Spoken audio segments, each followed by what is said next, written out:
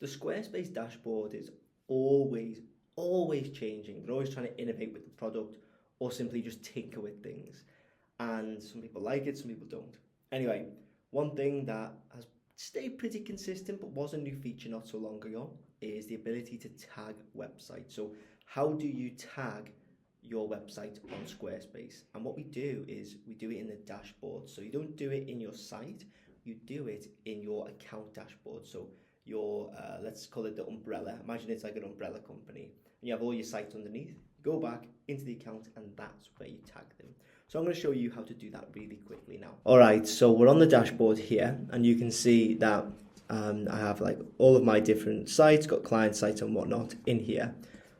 What you can see if we go into here, so we want to click on these two columns and you're going to see filter by, and then you've got tag here and then manage tags here. So let's imagine you've got multiple sites that are, let's say, well, it can be a few things. So it can be if you are a designer and you design multiple sites like me and my team do, then you can have fitness sites in one. You can have non-profit sites. And so you can reference all these different sites.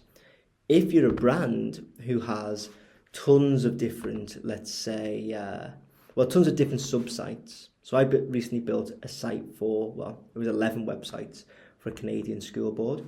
And they needed all of these different sites, but tagged in the dashboard so they could reference them really easily.